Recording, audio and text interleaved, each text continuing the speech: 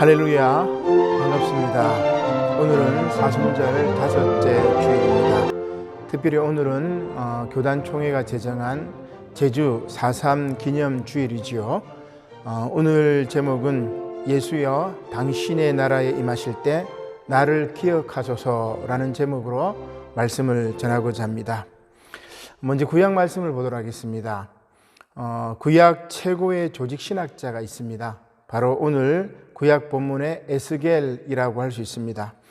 에스겔은 유다의 제사장이요 선지자로 유다 왕국 역사상 가장 비참한 시기, 곧 유대인들이 포로로 끌려가 있던 바벨론 땅에서 비탄에 빠진 백성들을 향하여 예언했던 인물입니다. 에스겔의 메시지는 간단합니다. 비록 유다가 마른 뼈가 되었으나 하나님께서 다시 그들을 불러 모아 유대인들에게 생명을 불어넣어 줄 것이며 다시 남과 북이 하나가 되게 하실 것이라고 예언을 합니다. 서두에 제가 에스겔을 조직신학자라고 말씀드렸는데 에스겔의 주제가 신론의 핵심 내용을 잘 담고 있기 때문입니다. 에스겔이 구성하고 있는 신론의 내용은 이렇습니다. 첫째, 하나님을 떠나 패역한 생활에 빠진 예루살렘에 여호와의 영광이 떠날 것이며 동시에 하나님은 그들의 죄를 심판하시는 심판주가 되실 것이다. 에스겔 6장에 나오지요. 둘째로는 하나님께서는 생명과 죽음을 주관하시는 분이시다. 따라서 하나님께서 우리 인간의 삶 속에 내재하실 때 인간의 삶은 생기를 얻고 회복된다. 에스겔 37장에 나오는 또한 47장에 나오는 그런 말씀입니다. 셋째, 하나님께서는 역사의 주관자이시다. 따라서 이제 하나님은 이스라엘 민족의 신이 아니라 열방을 심판하고 회복시키시는 역사의 하나님이라는 것입니다. 에스겔 25장과 32장의 말씀이 그런 말씀의 내용이죠. 그리고 마지막 네 번째로 오늘 본문 말씀이 나오는데 에스겔이 강조하는 신 앞에서의 개인의 책임입니다. 즉, 각 사람은 부모의 죄를 상속하지 않으며 자신의 죄로 인해 그 영혼이 죽게 될 것이라는 말씀이죠. 따라서 각 개인은 자신의 의로운 생활, 곧 마음과 영을 새롭게 함으로써만 심판을 면할 수 있다는 그런 말씀입니다. 이렇게 심판자이신 하나님, 생명과 죽음의 주관자이시며 역사의 주관자이신 하나님을 소개하고 그 하나님 앞에서 개인의 책임을 강조한 조직신학자가 바로 에스겔입니다. 그럼 오늘 에스겔 본문 말씀을 함께 보도록 하겠습니다. 18장 1절과 2절입니다. 또 여호와의 말씀이 내게 임하여 이르시되 너희가 이스라엘 땅에 관한 속담에 이르기를 아버지가 신포도를 먹었으므로 그의 아들의 이가 시다고 함은 어찌 됨이냐. 이 말은 포로가 된 남왕국 유다 백성들이 그 포로된 상황을 분석하며 아버지의 죄값이 아들에게까지 미친 것이라고 주장하며 하나님의 심판이 부당하다는 것을 불평한 것입니다. 그러나 에스겔은 이렇게 말합니다. 에스겔 18장 3절로 4절 말씀이지요. 함께 읽습니다. 주 여호와의 말씀이니라. 내가 나의 삶을 두고 맹세하노니 너희가 이스라엘 가운데서 다시는 이 속담을 쓰지 못하게 되리라. 모든 영혼이 다 내게 속한지라. 아버지의 영혼이 내게 속함같이 그의 아들의 영혼도 내게 속하였나니 범죄하는 그 영혼은 죽으리라. 그렇습니다. 아버지의 죄를 자식이 똑같이 범하고 회개하지 않을 경우 심판을 받을 것입니다. 왜냐하면 각 개인은 부모의 죄를 상속하지 않으며 자신의 죄로 인해 심판을 받게 될 것이기 때문입니다. 이것은 일찍이 레위기에 잘 예언되어 있습니다. 모세는 이스라엘 백성들이 가나안 땅에서 지켜야 할 규례를 설명하면서 불순종에 따른 저주와 순종에 따른 축복을 강조합니다. 특별히 불순종할 경우 하나님께서 이스라엘 백성을 쳐서 대적과 원수들의 손에 붙여 패할 것이며 레위기 26장 17절이죠. 또한 레위기 26장 39절에는 이렇게 이야기합니다. 너희 남은 자가 너희의 원수들의 땅에서 자기의 죄로 말미암아 쇠잔하며 그 조상의 죄로 말미암아 그 조상같이 제자하리라고 예언합니다. 그 말씀을 오늘 에스겔이 인용하고 있는 것이죠. 그렇습니다. 범죄하는 그 영혼은 자기의 죄로 말미암아 죽을 것입니다. 심판을 받을 것입니다. 그러나 정의와 공의를 행하면 반드시 살 것입니다. 지난주 말씀에 우리가 정의와 공의에 대해서 살펴보았지 않습니까? 즉 정의와 공의를 행하는 이들이 살 것이다, 이런 이야기입니다. 에스겔도 오늘 이렇게 덧붙이고 있습니다. 에스겔 18장 21절로 23절 말씀 같이 읽겠습니다. 그러나 악인이 만일 그가 행한 모든 죄에서 돌이켜 떠나 내 모든 율례를 지키고 정의와 공의를 행하면 반드시 살고 죽지 아니할 것이라. 그 범죄한 것이 하나도 기억함이 되지 아니하리니 그가 행한 공의로 살리라. 주 여호와의 말씀이니라. 내가 어찌 악인이 죽는 것을 조금인들 기뻐하랴? 그가 돌이켜 그 길에서 떠나 사는 것을 어찌 기뻐하지 아니하겠느냐. 아멘. 에스겔은 이렇게 정의와 공의를 계속 반복합니다. 정의와 공의를 행하면 악인도 그 사망의 길에서 돌이켜 생명의 길로 나간다는 것입니다. 27절 말씀으로 이렇게 넘어가 보도록 하겠습니다. 만일 악인이 그 행한 악을 떠나 정의와 공의를 행하면 그 영혼을 보존하리라. 그가 스스로 헤아리고 그 행한 모든 죄악에서 돌이켜 떠났으니 반드시 살고 죽지 아니하리라. 28절 말씀까지지요. 그러나 이렇게 돌이켜 회개하기가 쉽지 않습니다. 따라서 오늘 복음서 본문 말씀은 예수님 양옆에서 함께 십자가에 못 박힌 회개하는 한 사람과 또 그렇지 못한 한 사람을 보여줍니다. 오늘 복음서 말씀을 보겠습니다. 예수께서 빌라도에게 재판을 받으시고 이제 십자가에 매달려 처형을 당하시죠. 그때 달린 행악자 중 하나는 비방하여 이렇게 이야기를 합니다. 내가 그리스도가 아니냐? 너와 우리를 구원하라고 합니다. 반면 다른 하나는 그 사람을 꾸짖어 이르되 내가 동일한 정죄를 받고서도 하나님을 두려워하지 아니하느냐? 우리는 우리가 행한 일에 상당한 봉을 받는 것이니 이에 당연하거니와 이 사람이 행한 것은 옳지 않은 것이 없느니라고 이야기를 하고 있습니다. 누가복음 23장 40절로 41절 말씀이지요. 한 사람은 죽을 때까지 회개하지 않습니다. 그리고 다른 한 사람은 회개합니다. 또한 회개한 한 사람은 이렇게 예수님께 고백합니다. 누가복음 23장 42절 말씀입니다. 너무나 아름다운 말씀, 중요한 말씀인데 같이 한번 봉독하겠습니다. 예수여 당신의 나라에 임하실 때에 나를 기억하소서. 한 번 더 읽어볼까요? 예수여 당신의 나라에 임하실 때에 나를 기억하소서. 너무나 아름다운 말입니다. 세상에서 가장 절망적인 상황에서 나오는 가장 희망적인 말이 아닐까 그렇게 생각을 해봅니다. 저 역시 이 세상에 주어진 삶의 마지막 순간에 주여 저를 기억하여 주옵소서라는 기도를 드리고 싶습니다. 아무튼 이 한 사람의 소원을 들은 예수께서 이르시되 23장 43절입니다. 누가복음 내가 진실로 진실로 내게 이르노니 오늘 내가 나와 함께 낙원에 있으리라 라고 말씀하십니다. 회개한 한 사람이 구원을 받은 것입니다. 그러나 회개하지 않은 한 사람은 구원을 받지 못합니다. 나아가 비록 의인으로 살았을지라도 돌이켜 악을 행하면 그는 심판을 받을 것입니다. 구약 에스겔 말씀이 그것을 잘 보여줍니다. 다시 구약 에스겔 말씀으로 돌아가 봅시다. 에스겔 18장 24절 25절입니다. 만일 의인이 돌이켜 그 공의에서 떠나 범죄하고 악인이 행하는 모든 가증한 일대로 행하면 살겠느냐?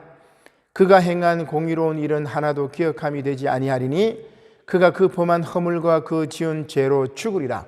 그런데 너희는 이르기를 주의 길이 공평하지 아니하다 하는도다. 이스라엘 족속아 들을지어다. 내 길이 어찌 공평하지 아니하냐? 너희 길이 공평하지 아니한 것이 아니냐? 하나님께서 따져 묻는 것이죠. 아무리 의인이라 할지라도 돌이켜 악을 행하면 그가 범한 허물과 죄로 인하여 죽는다는 말입니다. 이것이 또한 공평하다는 말씀입니다. 계속 볼까요? 18장 26절입니다. 만일 의인이 그 공의를 떠나 죄악을 행하고 그로 말미암아 죽으면 그 행한 죄악으로 말미암아 죽는 것입니다. 그렇습니다. 그런데 18장 26절 상반절이죠. 그런데 이스라엘 족속은 이르기를 주의 길이 공평하지 아니하다 그렇게 말합니다. 따라서 하나님께서 29절 하반절에 이렇게 말씀하시죠. 이스라엘 족속아 나의 길이 어찌 공평하지 아니하냐 너희 길이 공평하지 아니한 것이 아니냐라고 따져 묻습니다. 곧 하나님께서 공평하신데 이스라엘 족속들은 자신들이 의인이라 생각하고 이를 불공평하다고 말한 것입니다. 그러나 하나님께서는 일관되게 말씀하시죠. 각 사람이 행한 대로 심판을 받을 것이라고 말씀합니다. 계속해서 이 반복되는 말씀인데 이어지는 말씀도 마찬가지입니다. 에스겔 18장 30절로 32절 우리 같이 한 목소리로 읽어보겠습니다. 주 여호와의 말씀이니라 이스라엘 족속아 내가 너희 각 사람이 행한 대로 심판할지라 너희는 돌이켜 회개하고 모든 죄에서 떠날지어다. 그리한즉 그것이 너희에게 죄악의 걸림돌이 되지 아니하리라.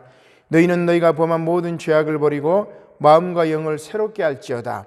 이스라엘 족속아 너희가 어찌하여 죽고자 하느냐 주 여호와의 말씀이니라. 죽을 자가 죽는 것도 내가 기뻐하지 아니하노니 너희는 스스로 돌이키고 살지니라. 아멘. 회개를 촉구하는 말씀입니다. 죄악을 버리고 마음과 영을 새롭게 하라고 말씀하십니다. 따라서 우리는 스스로 돌이키고 생명의 길로 나아가야 할 것입니다. 제가 앞서 서두에 오늘은 사순절 5째 주일이자 제주 4.3 기념주일이라고 말씀드렸습니다.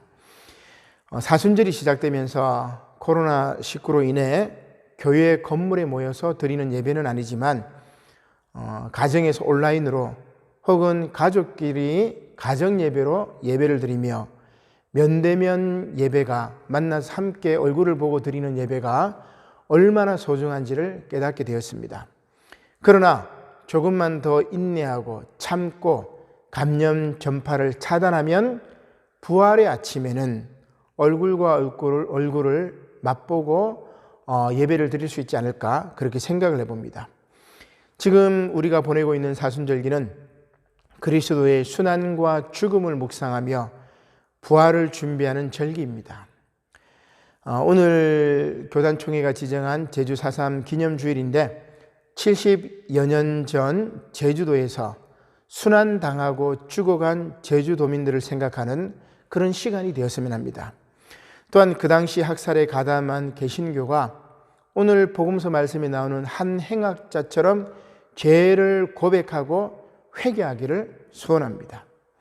제주 4.3 사건은 1945년 8월 15일 일제가 항복한 이후에 이 땅을 미군들이 지배하게 됩니다. 그 시기를 우리는 미군정 시기라고 이야기를 하죠. 1947년 3월 1일부터 1948년 4월 3일까지 발생한 시위를 포함해서 대한민국 정부 수립 1948년 8월 15일이죠. 대한민국 정부 수립 이후인 1954년 9월 21일까지 약 7년 정도에 걸쳐서 2만 5천 명에서 3만여 명의 제주도 도민들이 희생당한, 학살당한 사건입니다. 한국 현대사에서 6.25 전쟁 다음으로 인명피해가 많았던 사건이죠. 사건의 시작은 이렇습니다. 1947년 3월 1일 3.1절 기념식이 끝나고 가두시에서 말탄 경관, 기마 경관이라고 하죠. 기마 경관의 발굽에 어린아이가 치여가 다쳤는데 해당 경관이 아이를 그대로 내버려 두고 가는 일이 벌어졌습니다. 이를 본 군중들이 기마 경관에게 돌을 던지고 야유를 보내며 경찰서까지 쫓아가게 되죠. 그런데 경찰이 이것을 경찰서 습격으로 오인하여 시위대에 총을 쏘게 됩니다. 이때 주민 6명이 사망하고 8명이 중경상을 입었습니다. 근데 대부분 희생자들은 제주도 주민들이었죠. 구경하는 주민들이었습니다. 이렇게 3.1 발포 사건 이후에 남로당 제주도당은 3.1 사건 대책투쟁위원회를 결성하고 조직적인 반경찰 활동에 나서게 됩니다. 3월 10일에는 제주도청을 시작으로 3.1 사건에 항의하는 민관 총파업이 벌어졌죠. 통신기관, 운송업체, 공장 노동자, 각급 학교 교사 등 제주도 전체 직장의 95%인 166개 기관과 단체가 동참하는 대규모 파업이었습니다. 따라서 미군정은 이 총파업에 강경으로 대응했습니다. 미군정이 끝나고 이제 이승만 정부가 들어섰을 때 1948년 10월 제주도 경비사령부를 설치하고 타 지역의 군병력을 제주도에 이렇게 보내면서 본격적인 진압작전에 나서게 됩니다. 이때 제주에 파견하려던 여수주둔 국방경비대 14연대가 파견 명령에 반발해서 봉기를 하죠. 왜 국민을 지키는 군인이 국민을 학살하고 진압해야 되느냐는 그런 이유였습니다. 아무튼 이들이 정부 진압군과 맞서는 과정에서 민간인 수천 명이 학살당하는 여수 순천 사건, 여순 사건이 벌어지기도 했죠. 따라서 이승만 대통령은 1948년 11월 17일 제주도에 계엄령을 선포하고 1949년 1월 21일 국무회의에서 제주도 전남 사건, 여수 순천을 말합니다. 제주도와 전남 사건을 완전히 밝은 세곤해야 미국의 원조가 적극화할 것이다. 따라서 제주 4.3 사건을 가혹한 방법으로 탄압하라, 이런 지시를 내리게 됩니다. 여기서 밝은 세곤은 뿌리째 뽑아 근원을 완전히 없애버린다는 뜻이죠. 그러니까 제주도민을 모두 빨갱이 공산당으로 매도해가지고 다 죽여버리라는 그런 이야기입니다. 안타까운 것은 제주 4.3 사건이 공론의 장으로 나올 때마다 빠짐없이 등장하는 키워드가 바로 서북 청년단입니다. 이들은 평안도와 항해도 등 서북 지역 출신들이었고 근본주의 성향이 강했던 장로교 교인들이었습니다. 최근 연구에 따르면 고 한경직 목사의 영락교회 청년들이 서북 청년단의 중심이라고 합니다. 아무튼 이들은 경찰과 합세해 제주도민들의 봉기를 잔혹하게 진압합니다. 한국 전쟁 연구자인 브루스 커밍스 미국 시카고 대학교 석좌 교수가 이렇게 이야기합니다. 서북 청년단은 경찰보다도 더 강하게 경찰력을 행사했으며 그들의 잔인한 행태는 주민들의 분노를 초래했다. 장로교인들이, 개신교인들이, 기독교인들이 더 이 학살에 가담하고 더 앞장섰다는 그런 이야기죠. 우리 개신교회는 공산주의자의 손에 목사나 교인들이 죽임을 당했다는 이런 순교 서사는 많이 있습니다. 또한 1948년 여수 사건 당시 손양원 목사가 자신의 두 아들을 살해한 원수를 아들로 삼았다는 용서 서사도 있지요. 그러나 학살을 자행하고 사람을 죽였으나 참여하는 서사, 용서를 구하는 서사를 찾아볼 수가 없습니다. 지난 2018년 제주 4.3 70주기를 맞아 한국교회가 진실을 인정하고 죄악을 고백했으면 좋았는데 그저 제주 관광 정도의 행사로 지나가지 않았나, 그런 안타까운 마음을 가지게 됩니다. 몇 년 전에 우리 성도님들과 함께 제주도 기독교 성지 순례를 간 적이 있었죠. 학생의 아이들과도 한 번 더 간 적이 있습니다. 그때 4.3 사건 희생 장소에도 들른 적이 있습니다. 사진은 오슬포 서달 오름 사진이지요. 여러분 기억이 나시는지 모르겠습니다. 가보신 분들은 아마 제가 설명도 하고 또 여러분 보시고 기념사진도 찍었기 때문에 기억이 나리라 생각됩니다. 1950년 한국 전쟁이 발발하자 이승만 대통령은 예비 검석, 그러니까 예비로 검은 검석을 하겠다, 이런 이야기입니다. 이러한 미명하에 제주도민들을 학살합니다. 예비 검문 단속은 제주시, 성산포, 모슬포에서 이루어졌는데 모슬포 서달 오름에서는 250여 명의 주민들이 목숨을 잃었습니다. 당시 끌려간 아이들의 고무신도 이렇게 본 적이 있습니다. 이 서달 오름 사건은 제주에 주둔했던 해병대가 자행한 민간인 학살 사건이었습니다. 당시 지휘관은 김윤근과 김동아였는데 이들은 나중에 5.16 군사 쿠데타에도 가담하게 되죠. 이렇게 한국 근대사는 죽임의 역사, 반역의 역사라고 할 수 있습니다. 따라서 제주 4.3 사건은 군사 정권 동안에는 북한의 사주에 의한 폭동으로 규정되며 금기시 되었습니다. 그러나 이후에 국민의 정부, 참여정부로 들어서며 4.3 관련 특별법을 제정하고 진상조사위원회의 활동을 통해서 역사의 진실이 밝혀졌습니다. 진실은 감출 수가 없는 것이지요.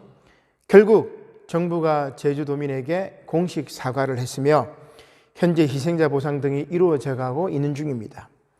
정부 차원에서 회개한 것이지요. 개인도 마찬가지입니다. 잘못됐으면 용서를 구하고 반성하고 참회해야 합니다. 그러나 이러한 참회와 회개는 쉽지 않습니다. 바울은 십자가에 자기 자신이 못 박혀 죽어야만 진정한 참회가 가능하다고 그렇게 말합니다. 오늘 서신서의 말씀이 그렇죠. 바울의 고백입니다. 갈라디아서 2장 20절 너무나 유명한 말씀입니다. 함께 봉독하겠습니다.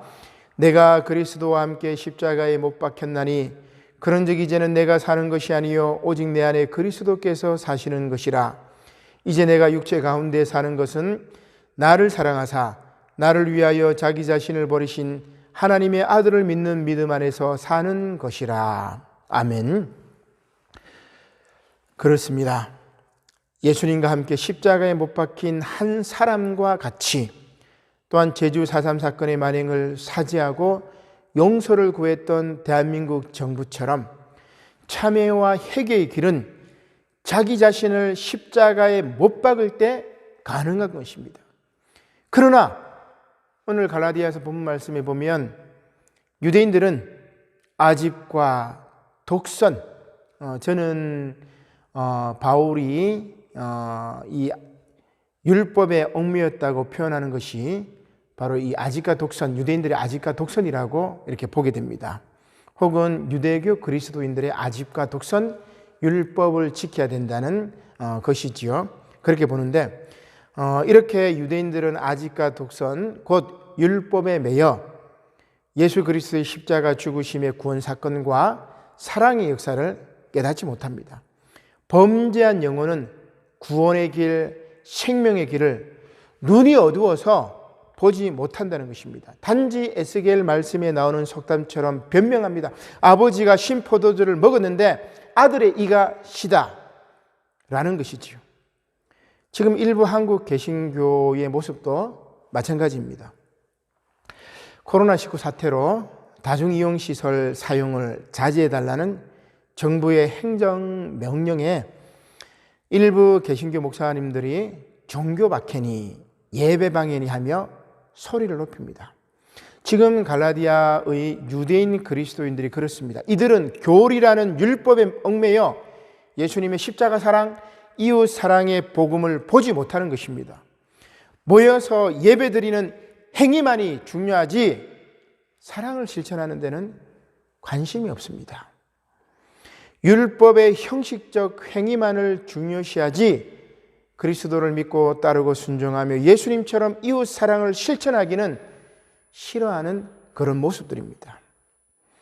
사랑하는 성도 여러분, 코로나19가 잠잠해지고 나면 이제 진정한 예수의 제자와 교회가 어디인지 드러날 겁니다. 상식적인 세상 사람들은 다 알 것입니다. 맹목적으로 교만하여 바로 앞만 보는 교회와 목사와 교인들은 세상으로부터 버림받을 것입니다. 그들은 신천지와 별다를 바 없지요. 그러나 겸손하고 타자의 아픔에 공감하며 시대를 잇는 교회와 목사와 교인들은 세상의 소금과 빛이 될 것입니다. 그 힘들고 좁은 길로 가야만이 교회에 희망이 있는 것입니다. 다시 갈라디아서 말씀을 보겠습니다. 바울의 선언입니다. 갈라디아서 2장 15절로 16절 말씀이지요. 우리는 본래 유대인이요 이방 죄인이 아니로되 사람이 의롭게 되는 것은 율법의 행위로 말미암음이 아니요 오직 예수 그리스도를 믿음으로 말미암은 줄 알므로 우리도 그리스도 예수를 믿나니 이는 우리가 율법의 행위로서가 아니고 그리스도를 믿음으로써 의롭다함을 얻으려 함이라. 율법의 행위로서는 의롭다함을 얻을 육체가 없느니라. 아멘. 우리의 모든 행위 곧 공로로 구원받는 것이 아닙니다. 오직 그리스도를 믿는 믿음으로 의롭게 되는 것이죠. 예수님 옆에 십자가에 달린 그 한 사람이 그렇지 않습니까? 율법의 형식적인 행위가 아니라 예수를 믿는 그 믿음으로 의롭게 되는 것입니다. 사랑하는 성도 여러분, 율법은 그리스도 예수께로 인도하는 안내서입니다. 옛날 성경에는 몽학 선생이라고 되어 있죠. 법은 사랑에 종속될 때 효력을 발휘합니다. 그러나 세상의 법과 율법의 법은 그리스도 예수의 사랑의 구원을 받아들이지를 못합니다. 왜냐하면 세상의 법과 율법의 법은 우리 모두를 죄인으로 잡아 가두려고 하는데 그 목적이기 때문입니다.